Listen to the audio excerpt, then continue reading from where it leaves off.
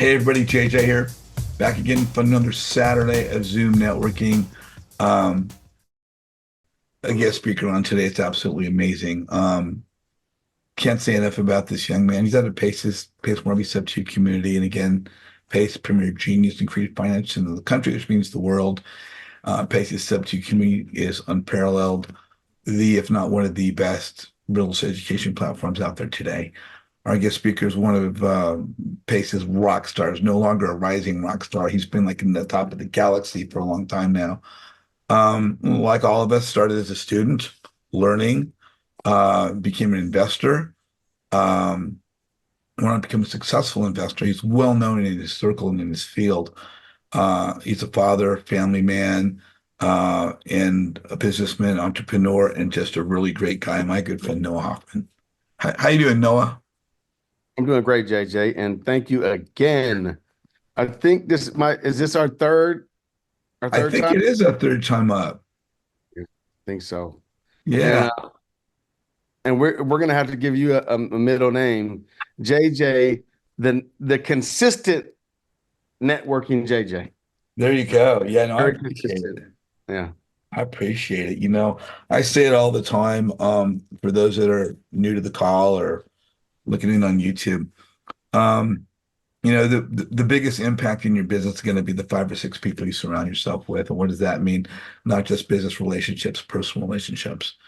And if you're fortunate enough to be around people like Noah Hoffman, and you can be genuine and true enough to extend who you are as a person with and lead with your heart, you can make friends with people that are just unbelievable.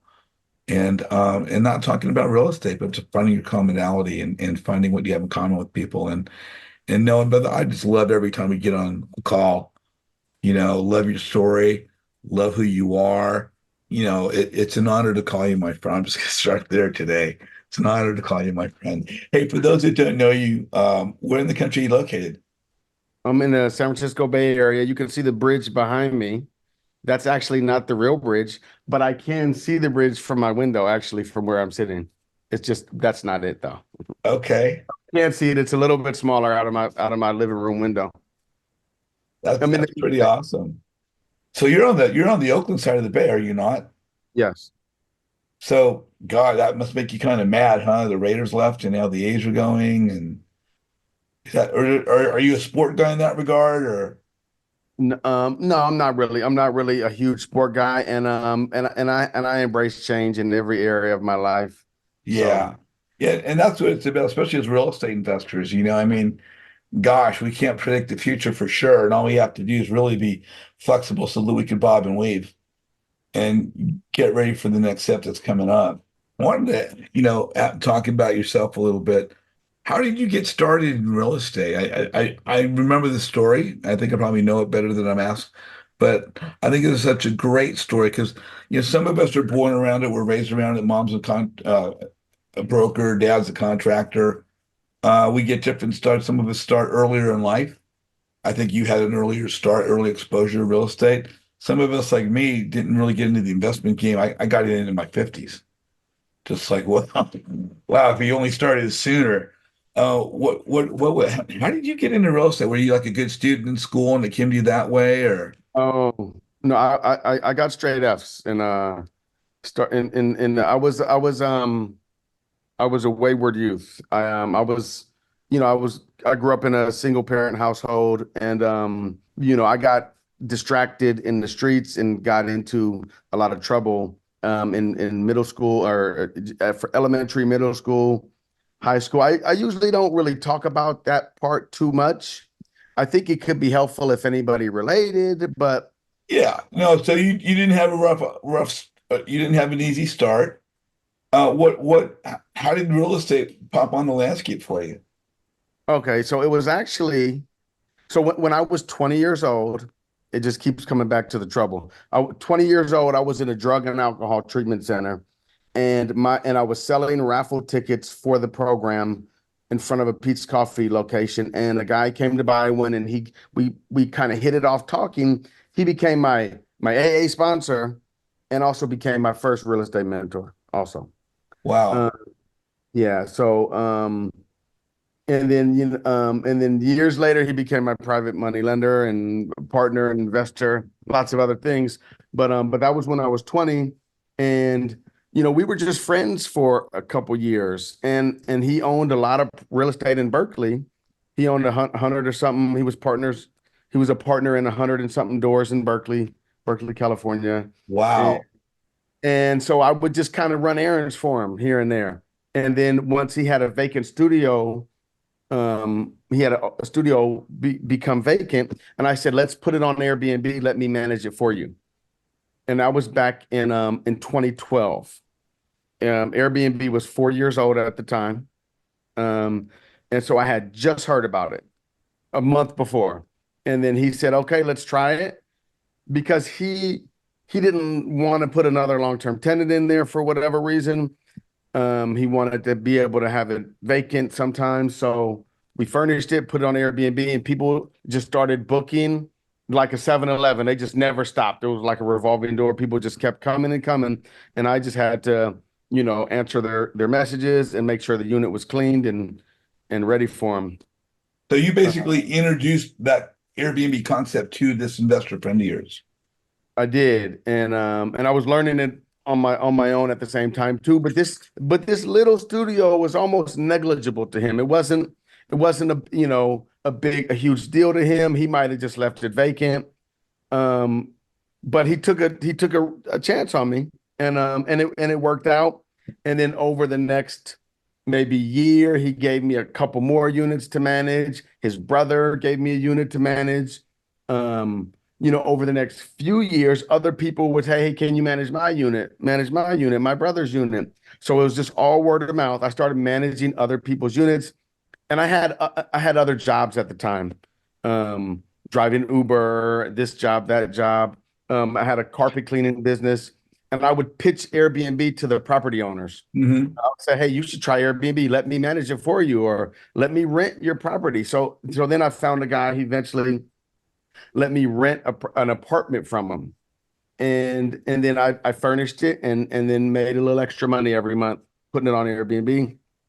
He liked the way I took care of it. He saw the cleaners coming in and out. He saw how attentive I treated his property.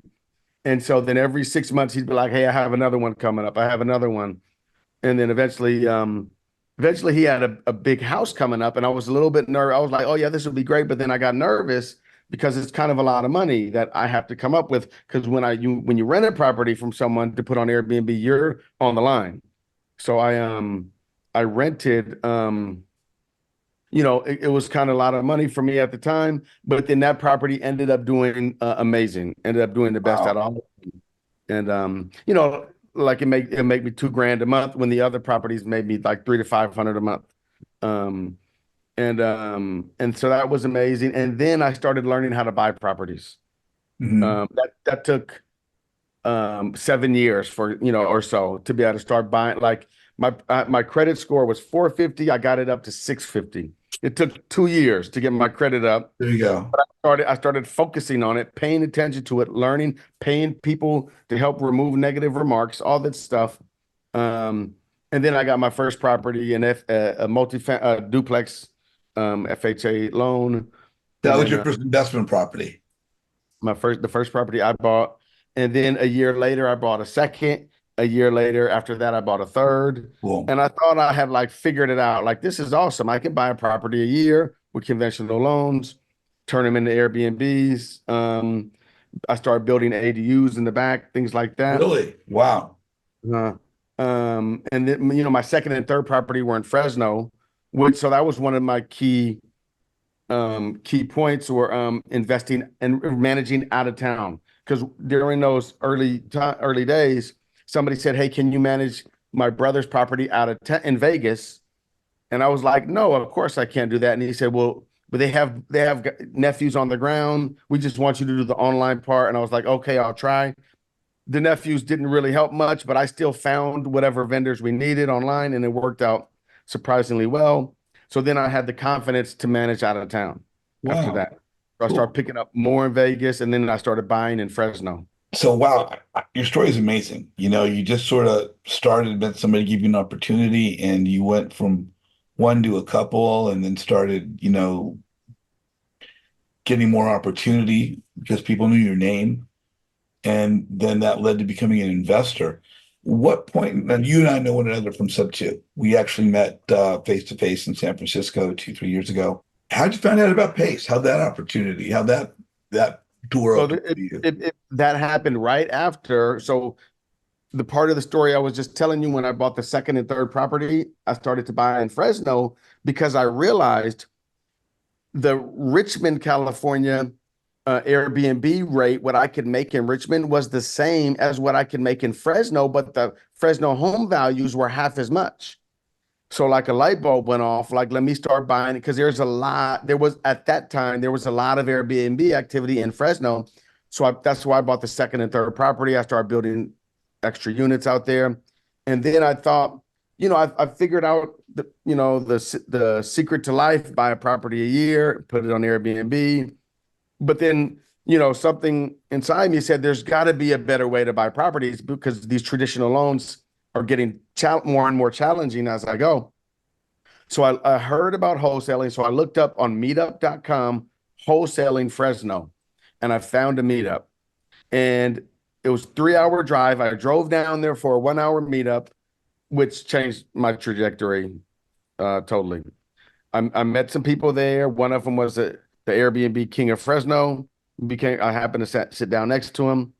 And then I asked him, hey, who can teach me how to wholesale, with all the software and the systems, and because I want to learn more. And then I didn't really know what I was asking for, but he said, Stratton Brown, call Stratton. He was the head of that meetup. And Stratton said, Venmo me a couple grand and I'll get on a weekly call with you for a year and teach you how to wholesale. And he taught me, but it wasn't really like working. I was trying. It was like my target, my aiming system was close, but not quite right. But I learned a lot, but I wasn't hitting my target. A few things needed to be tightened up. But one of the things he said is, oh, go follow a guy named Pace Morby on Facebook and YouTube. And I did that. And then that was right before Sub 2 launched. And even in the free group, I asked a question about Sub 2. The idea of Sub 2 sounded amazing to me because I didn't need to get a loan in my name. So I asked some questions, and Pace replied with like a video message replying to me in the free group back then. And it was either the end of 2019 or the beginning of 2020. I can't remember. And it probably was like January, February 2020, somewhere around there. And then, I wanted basically I joined Sub 2. And when Pace was traveling around the country, right before he came to the Bay Area, I made sure I joined before he came. And then I kind of set myself up to win. So he was on a Zoom, Pace was on a Zoom before he came to the Bay Area. And he says, oh, after, I look forward to seeing everybody having fun on Friday. But on Saturday, if anyone has an office with a whiteboard I can borrow in the Bay Area, let me know because I need a place to work. And I was like, I had just bought this awesome whiteboard, right? I didn't have an office though. So but I had a access to a vacant house. And that was that first real estate mentor of mine had like an extra house sitting around. So I just brought the whiteboard there and I took a picture of it with some chairs around it. And then the next day at the meetup, when Pace mentioned it again, I just showed him the picture. I have this awesome whiteboard at this house. He was like, okay, cool. Let's meet there tomorrow. And then the rest was history. He came the next day. There was a small meetup. About 5 people came. And he overheard me talking about Airbnb to like someone else. And he was like, oh, you manage Airbnbs? Would you want to manage mine? What will you charge? I gave him a good rate, which is 10%, right? Standard is more like 20. And that was one way I grew a lot in the early days was I charged low rates, for my services. And then he says, cool, he said, I got a property in Vegas and I had already done a few in Vegas. So I already knew vendors there, new cleaners, new handyman. I knew where to buy the furniture. That's great. I was like, I'm down. He was like, the key's under the mat. I just closed on it last week. So it was perfect timing. I was like, and it was the end of COVID summer, and my family was dying to get out of town, and Vegas was still partially open, so we like took off to Vegas. The family's at the Bellagio, pool, wave pool, whatever, and I'm setting up his property. And the very first guest booked for a month and ended up extending 8 months in a row.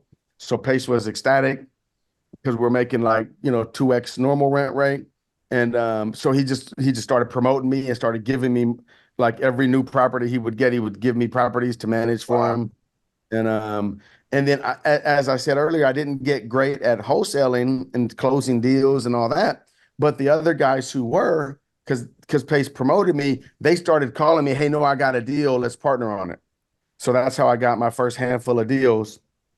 Was people just, "Hey, let's go half on this deal." Some of them as good as zero down, zero cash to sellers, zero rehab, just walk in cash flowing. And and by the way, now it's been 3 years that I'm thinking of a Bakersfield deal. That was the zero down, zero cash to seller, zero rehab deal.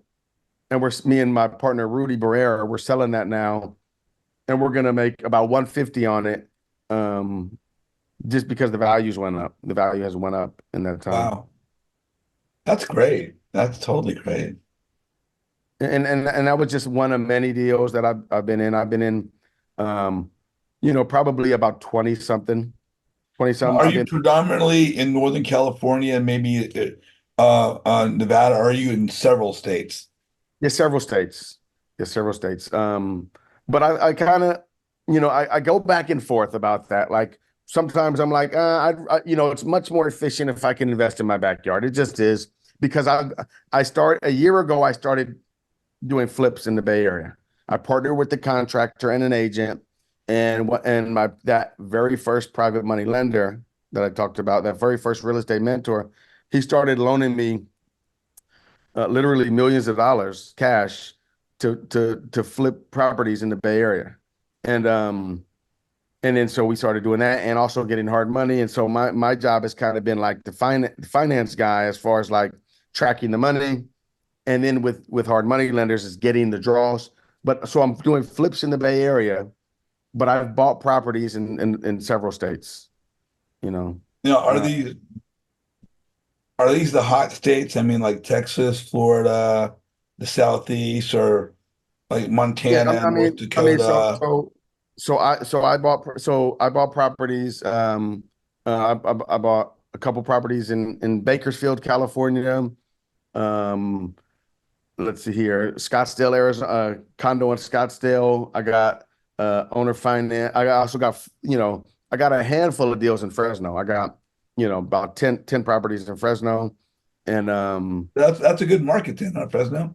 I like Fresno. Uh-huh. Yeah. I mean, it's a strong workforce city. Yeah. There's a lot of hospitals.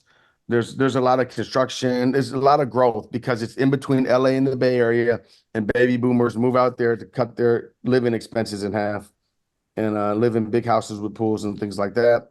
And you can still get down to LA or the Bay and back in a long day if you want to. Hmm. But I bought, property in Florida, in outside of Atlanta, um, in Baltimore, and one in Lansing, Michigan. And then I also did what Jill was talking about earlier was I did I also participated in some fundraising. Um, so we raised a couple million doing we did a 506B.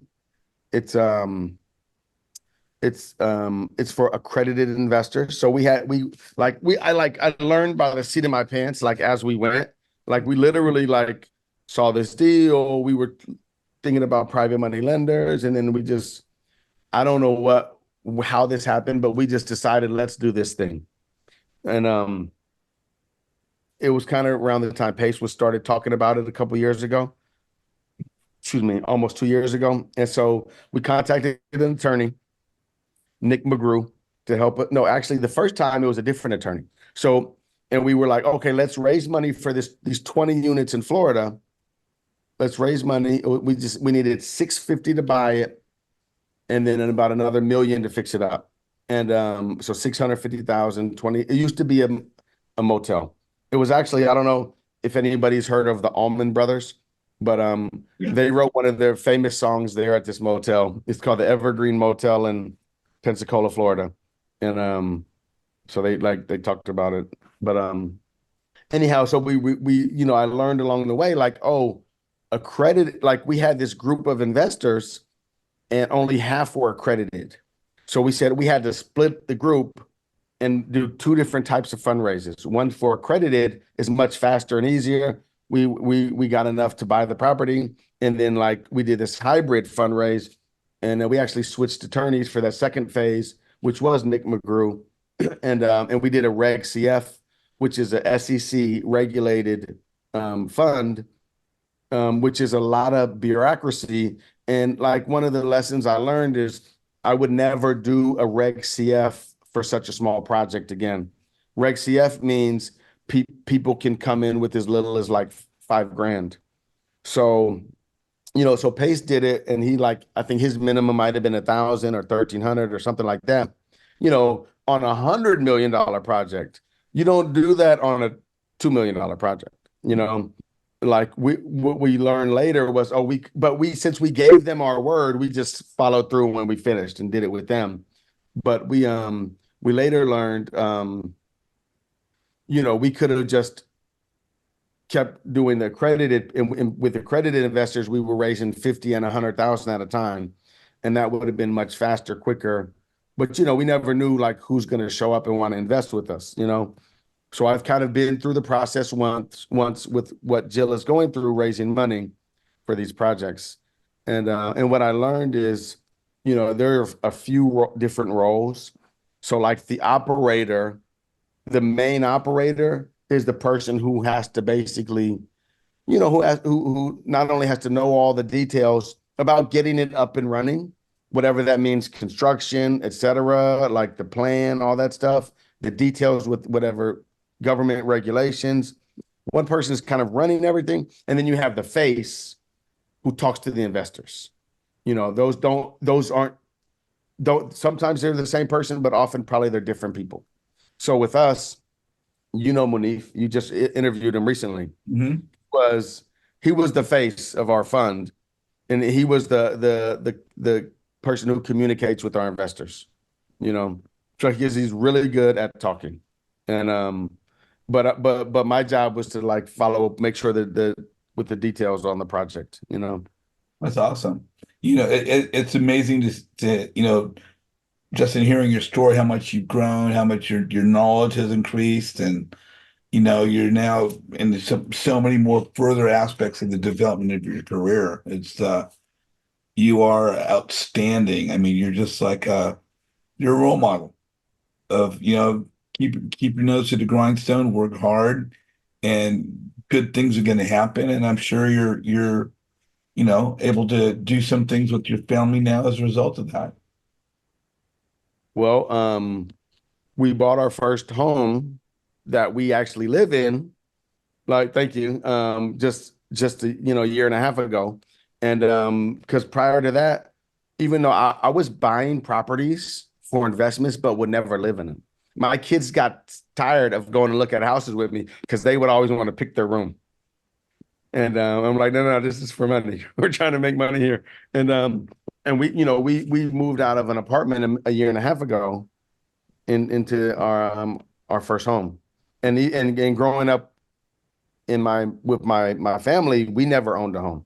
So my mom got a letter in the mail saying she has to move in 30 days when I was 17, and that kind of shocked me.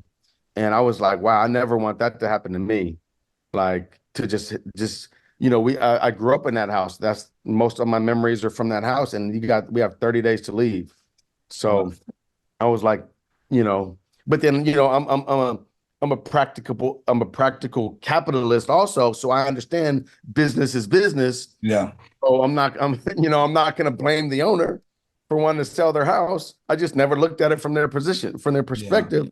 So I need to become an owner is what I realized, For your new house, did your kids get to pick the rooms? Or did they both want the same room? Well, with the new house, the older kid got the bigger room, you know. But we're actually building a studio unit. We're right now, we just started downstairs. Like, you know, there's we had an office downstairs and there was some extra space. So I just like hi, I just met a new contractor that I really like, who's better, faster, cheaper than previous contractors I've worked with. So I just hired him basically to build a studio downstairs and like a new private unit, which we might put on Airbnb if we want to make money, or we might let guests, you know, stay there if they're visiting. Yeah, I mean, for where you're at, you've got probably people traveling into town on occasion and investors that you know and whatever. Yeah, it's a good, and with your background in Airbnb, both options are available for you. Hey, your topic today is growing an Airbnb business with systems and processes. Um, in a nutshell, what does that mean? And what's the best systems? Are there certain processes? Is it vary from market to market? How did you come about just that general outline?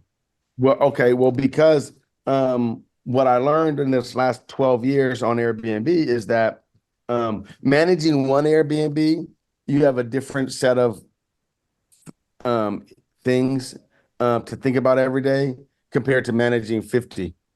And so the way you manage with scale is you need the right types of softwares, basically.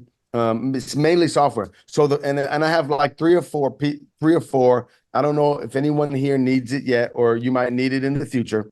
But I'll mention the ones that I use. Well, also one thing that I did. Okay, so the very first one that I used was, and this is basically to save your time. So because you know, if you have one Airbnb or no matter how many Airbnbs, you know, eventually, you know, what your job is to answer questions. If guests ask you questions, you answer the questions. So there's automated software, even some with some AI in it that can answer questions. So like there's one called Hospitable. It used to be called Smart B&B. Now it's called Hospitable, and it will automatically send guests messages like, "Hey, thanks for booking," da da da da da. You know, and it'll automatically send them their check-in code. But so first we'll have like a thanks for booking message, and then a welcome message the day before they arrive to give them their door code, and then like the parking information, Wi-Fi information, any information they might need. That's all automated. We don't need to do that manually. And then, but with Hospitable, it'll even give them, if you use a certain keyword, you can customize um, keywords or phrases. Like if they ask about garbage, then it'll automatically give them the garbage response, like garbage day is Tuesday, or parking, it'll automatically give them the parking response, or Wi-Fi. You can program it. This is the keyword and this is the response. Keyword response. Keyword response. If they mention that word, they get that response, which is super helpful. So using that, it felt like it took half the work off my plate. Yeah. And then I kept growing, and there was still more work and new work. Um, and then um, I used other software, but I also eventually used people. I realized someone told me the Philippines is where all Airbnb's call centers are. So I went on Upwork or onlinejobs.ph, and I put a job ad. I'm looking for a virtual assistant to help me answer my Airbnb messages with Airbnb experience. And then I got a ton of responses. So I was able to hire virtual assistants who have experience working in Airbnb. So that was huge for me also. And then more software. The other big one is called a channel manager or property management software. A channel manager will link if you have an Airbnb, you can have it on Airbnb, booking.com, VRBO, HomeAway, and you can also do direct bookings if people want to book direct with you. And if you have a channel manager software, it's all linked together. So if the property gets booked from one platform, it'll automatically block the calendars on the other platforms. Okay. You can just change the price in one place, and change it up across the board. You can add rules, block dates. That's cool. Yeah. And there's also pricing software we use. So it's like supply demand pricing software where you set like I use a so by the way, the channel manager property management software I use is called Hostaway. And Hostaway, in my opinion, there's a lot of good ones. None of them are perfect. So, and I'm not a fan. I'm not like a huge raving fan of, I mean, I use what I use, but I don't get paid for it. I don't get any affiliation or any affiliate. Now, one of them, another company that I used to, I was going to try, they offered me affiliate, but that was another one called IGMS. There's a lot of them. There's one called Guesty. There's a lot of channel managers and short-term rental property management softwares. There's also a new software that I use to integrate into the channel manager, and it automatically changes the lock codes. So Wow, every guest gets a new door code sent to them automatically, and you don't even have to blink. It's automatic. that's so cool. Yeah. So I used to just go into the software. I mean, I've been using digital locks for years, but I used to have to go into the app and make a new code for each guest. Yeah. That only take me a minute, but now I don't have to spend that minute. It's So is there a automatic. fee? Is there a fee for that? Yeah, fees for everything. So the lock charge is $7 a month per lock. And then the property management softwares range from like 20 to 40 a month per unit, 20 to $40. The pricing software is $7 a month if you have more than 20 units. If you have less than 20 units, it's $20 a month. Um, and then there's one of my favorites, if not my favorite, is my house cleaning scheduling software. It's called Turno. Used to be called Turnover B&B, but Turno, it's a marketplace for house cleaners all over the country. You can be in any city in the country and you download and there's two apps. There's one called Turno for hosts and Turno for cleaners. And you go to Turno for hosts and say, hey, I'm looking for a cleaner for my house. This is the address. It's 3 bedrooms, 2 baths. And then different cleaners will bid on your project. They'll tell you what they'll charge for it, and you can see their reviews.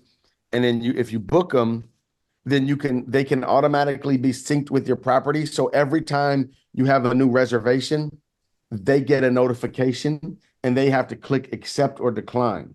If they decline it, then it gets bumped to the backup cleaner. So I've been managing properties for 12 years. I haven't had to ask anyone to clean a property in a few years because I've been using the software and I use the team to manage the software. Wow. Well, that sounds great. I mean, obviously, hey, anything that we're doing time and time again or with repetition, it just makes sense to have systems in place that allow us the continuity of having that continue without us having to paddle the boat.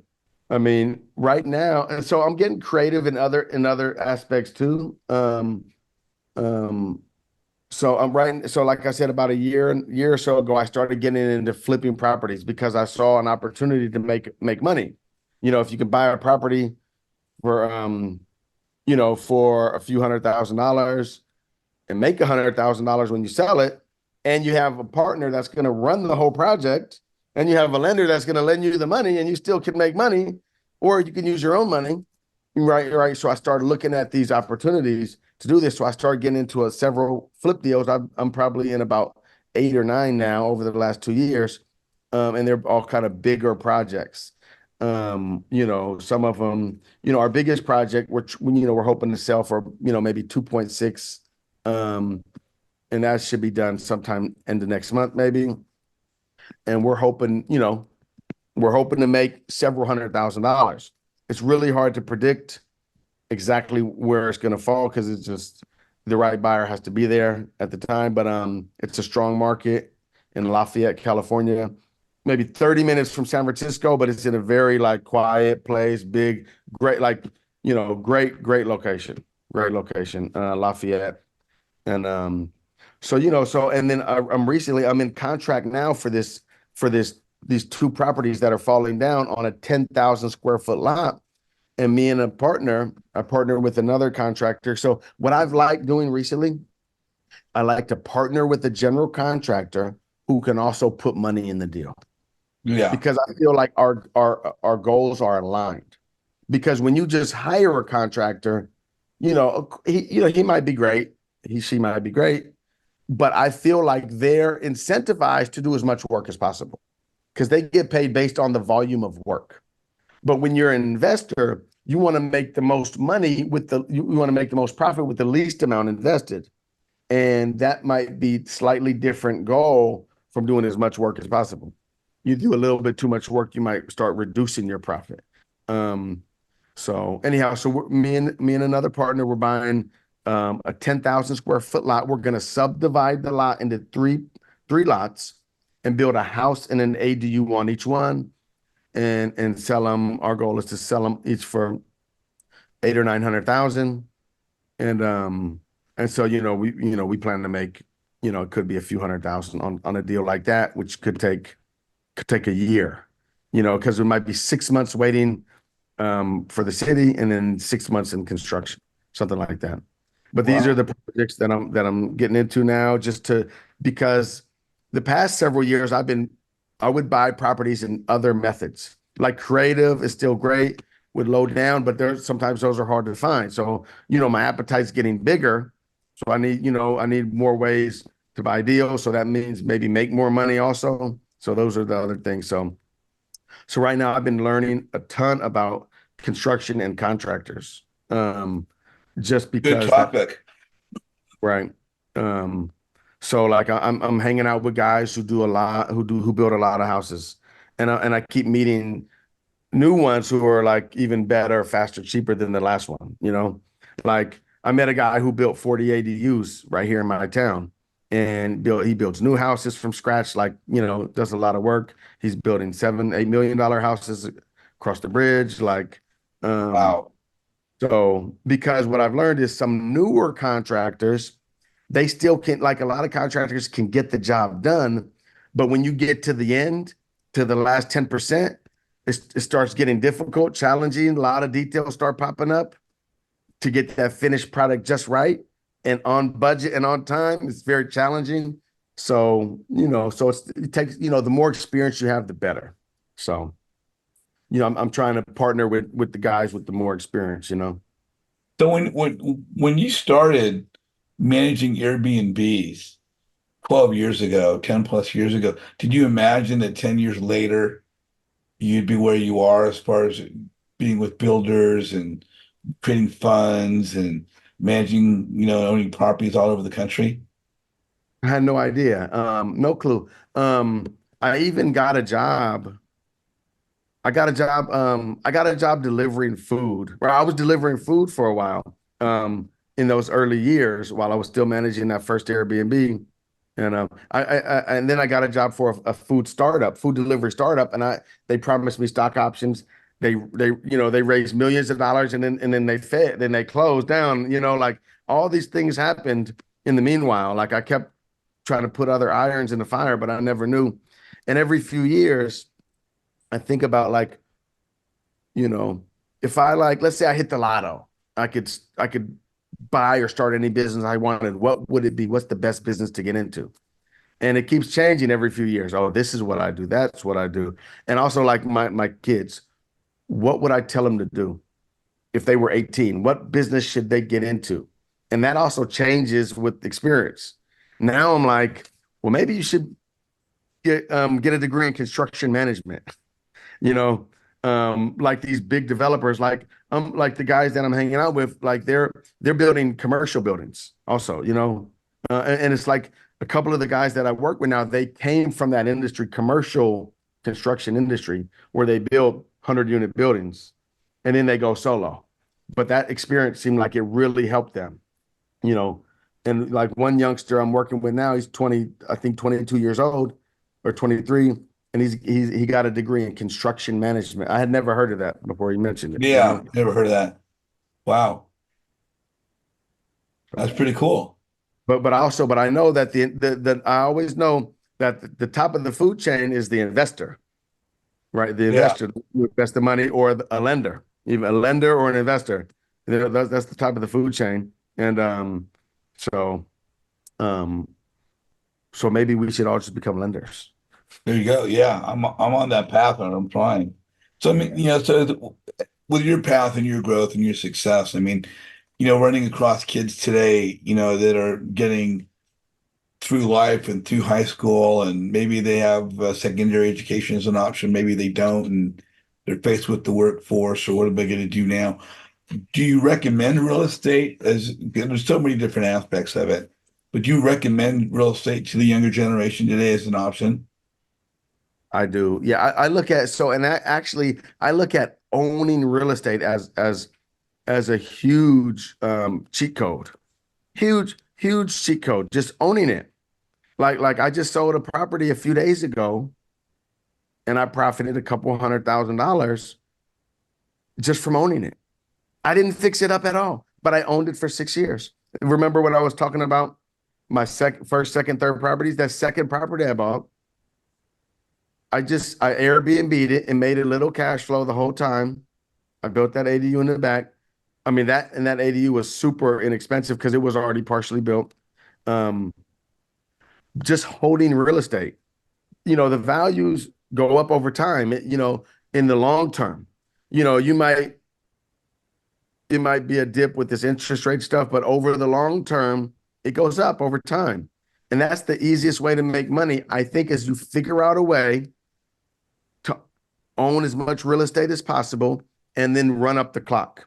Like as if your team already won, now you just gotta let the clock expire, like in a basketball game or whatever, you know. It's just holding it as long as possible is the game. I feel like that's the easiest job in the world. You just got to get creative on how you get it and then how to keep it. How to get it and then how to keep it. Right. And that's And Airbnb. Airbnb was a great way to figure out that's how you keep it because nowadays these prices are so high. So how do you keep it? I mean, if you can't cash flow positive, how do you keep the property? Well, you can raise your income a little bit by putting it as a furnished short-term rental. has the wheel spinning in my head about property. I know my dad had always said you never sell property in California because as you're talking about real estate appreciates, but ideally it appreciates. I don't know if it's true or not. It's faster in California. Now we have about a bunch of problems here. It's not a landlord-friendly state. We have property tax. So there's that balance. Do we, like the balance I have? Do I keep my property in California or do I cash out and go invest back in other parts of the country? And I guess each situation is different depending upon where the property is and cap rate and value and things of that nature. But also the other thing to think about is because you can't live on equity. You can't you can't you can't go buy hot dogs with the value of your house. So it's kind of like holding on to a Bitcoin. Like it's great, but how do you survive? You have to have another method of taking care of yourself and buying new investments. Yeah, So your own personal home is it's like your own like a house owning a multi-million dollar house in LA is probably very hard to cash flow positive. Like impossible, impossible. right. So I went to a mansion party in LA a few months ago. It was a $5 million property, and the guy rents it out on Peerspace. And I guess he has a great rate and stuff like that. So maybe he's able to make some money, but for the most part, it's impossible. So yeah, so you have to somehow be funding that property because the payment on it could be incredible. So yeah, but over time it'll definitely appreciate, but you have to have a way to afford that. So I want a balance of cash flow and appreciation because I talked to some people and like a lot of people agree you'll make more on appreciation in California over 10 years, 20 years. But again, you have to have a way to support yourself. So Yeah, in the meantime, you might need that mix. have to So have like cash flow. so like if you had so I'd much rather take $5 million worth of apartments in Compton than a $5 million house in Beverly Hills. I'll take the apartments all day. Oh yeah. Most definitely. I agree with you entirely. Cool. Hey, brother, loved having you on today. Just you're a great guy and your story is phenomenal to hear all the things that you've done.